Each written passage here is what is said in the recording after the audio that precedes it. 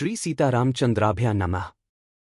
वाल्मीकि रामायण अयोध्याकांड सर्ग 34 श्लोक 31 से 45। श्रीमद् वाल्मीकीय रामायण श्रीराम का अटल वनवास व्रत, दशरथ का करुण विलाप और प्रजा सहित प्रस्थान। सत्यं शिवम सुंदरम श्रीराम। श्रीमद् वाल्मीकीय रामायण। श्री सहित दिनकर बंसभूषण काम बहु छवि सोहई। नव अंबुधर बरगात अंबर पीत सुर मन मोहई। मुकुटांग दादी विचित्र भूषण अंग अंगन ही प्रति सजे। अंभोज नयन बिसाल उर्भुज धन्य नर निरखंतीजे। नमस्कार प्रिय साधकों। आज वाल्मीकि रामायण अयोध्याकांड सर्ग 34 श्लोक 31 से 45 में सुनेंगे वह क्षण जब श्रीराम स्वयं कहते हैं कि राज्य, सुख, स्वर्ग कुछ भी नहीं चाहिए, केवल पिता के वचन और सत्य धर्म की रक्षा के लिए अभी इसी क्षण वन को प्रस्थान करना ही मेरा संकल्प है। और यह सुनकर दशरथ का हृदय जैसे टूटकर बिखर जाता है।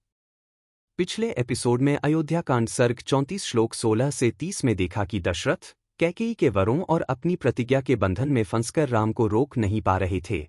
वे बार बार राम से राज्य संभालने की विनती करते रहे, जबकि श्रीराम अत्यंत नम्रता से उत्तर देते रहे कि वनवास ही उनका सच्चा कर्तव्य है और वे सुमंत्र से रथ तैयार करने को कहते हैं। आज के श्लोक 31 से 45 में श्रीमद् वाल्मीकीय रामायण अयोध्याकांड सर्ग 34 दिखाती है कि श्रीराम पिता से वचन देते हैं कि वे 14 वर्ष पूर्ण कर लौटेंगे और तब भी राज्य की कोई मांग नहीं करेंगे, बल्कि केवल चरणों की शरण ही चाहेंगे। वे भरत को योग्य उत्तराधिकारी मानकर स्वयं वन जीवन को ही तप, सेवा और मर्यादा की साधना बताते हैं, जबकि दशरथ आंसुओं के बीच भी राम के इस अद्भुत वैराग्य और सत्यनिष्ठा की सराहना करते हैं। श्रेयसे वृद्धये तात पुनरागमनाय च गच्छ स्वारिष्टमव्यग्रह पंथानं कुतोभ्यम 31। तात तुम कल्याण के लिए, वृद्धि के लिए और फिर लौट आने के लिए शांत भाव से जाओ। तुम्हारा मार्ग विघ्न बाधाओं से रहित और निर्भय हो। 31। न हि सत्यात्मनस्तात धर्माभिमनसस्तव सन्निवर्तयितु बुद्ध्या शक्यते रघुनंदन 32। अद्यत्विदानी रजनी पुत्र मा गच्छ सवथा एकाहं दर्शनेनापि साधु तावच्चरामेहम 33। बेटा रघुनंदन, तुम सत्य स्वरूप और धर्मात्मा हो। तुम्हारे विचार को पलटना तो असंभव है, परंतु रात भर और रह जाओ। सिर्फ एक रात के लिए सवथा अपनी यात्रा रोक दो। केवल एक दिन भी तो तुम्हें देखने का सुख उठा लूं। 32-33। मात्रम मा च संपश्यन वसिमा मध्य शर्वरीम तर्पितः सवकामैस्त्वंश्वः काले साधिष्यसि 34। अपनी माता को और मुझको इस अवस्था में देखकर आज की इस रात में यहीं रह जाओ। मेरे द्वारा संपूर्ण अभिलषित वस्तुओं से तृप्त होकर कल प्रातःकाल यहां से जाना। दुष्करण क्रियते पुत्र सवथा राघव प्रिय त्वया ही मत प्रियार्थन तु वन में मुपाश्रितम 35। मेरे प्रिय पुत्र श्रीराम, तुम सर्वथा दुष्कर कार्य कर रहे हो। मेरा प्रिय करने के लिए ही तुमने इस प्रकार वन का आश्रय लिया है। 35। न चैतन में प्रियम पुत्र शपे सत्यन राघव छन्नया चलितस्त्वस्मि स्त्रिया भस्माग्निकल्पया 36। वंचना या तु लब्धा मेता त्वं निस्तर्तुमिच्छसि अन्या वृत्त सादिन्या कैके अभिप्रचोदितः 37। परंतु बेटा रघुनंदन, मैं सत्य की शपथ खाकर कहता हूं कि यह मुझे प्रिय नहीं है। मुझे तुम्हारा वन में जाना अच्छा नहीं लगता। यह मेरी स्त्री कैकेयी राख में छिपी हुई आग के समान भयंकर है। इसने अपने क्रूर अभिप्राय को छिपा रखा था। इसी ने आज मुझे मेरे अभीष्ट संकल्प से विचलित कर दिया है। कुलोचित सदाचार का विनाश करने वाली इस कैकेयी ने मुझे वरदान के लिए प्रेरित करके मेरे साथ बहुत बड़ा धोखा किया है।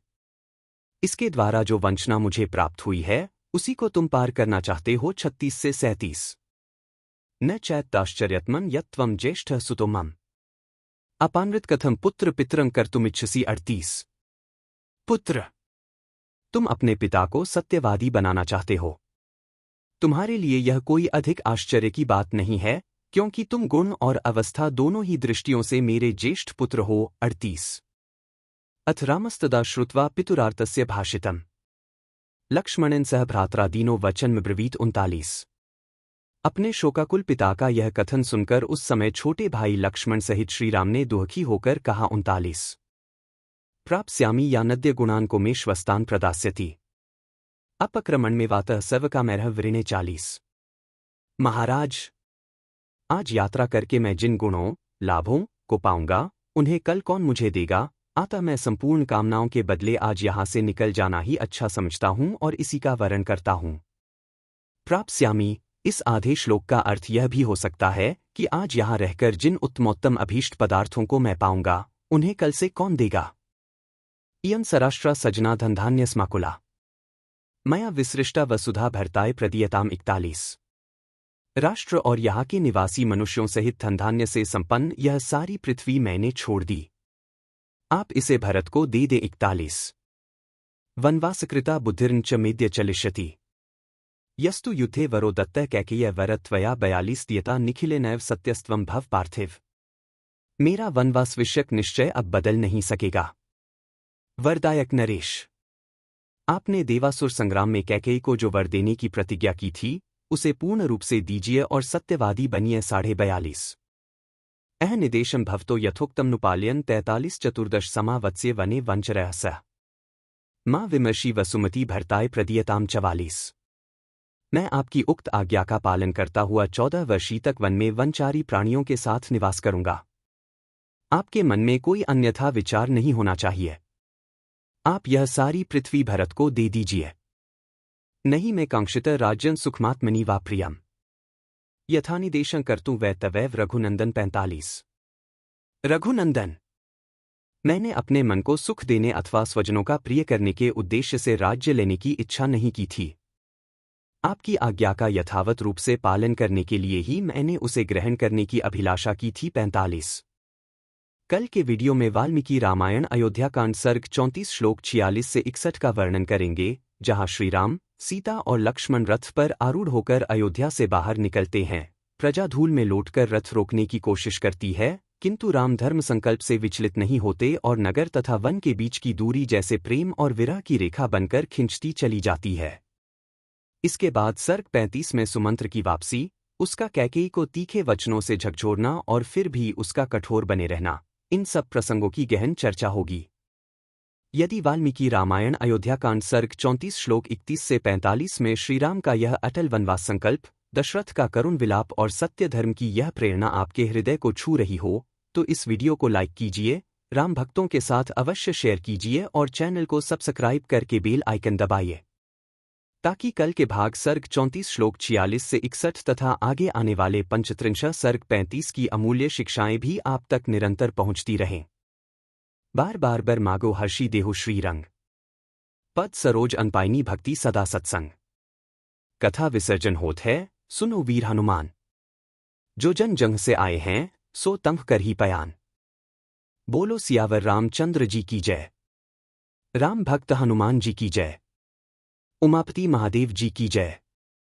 मंगल भवन अमंगलहारी। द्रवहु सुतसरथ अजिर बिहारी। दीनदयाल बिरिदु संभारी, हरहु नाथ मम संकट भारी। जय सिया राम, जय जय सिया राम।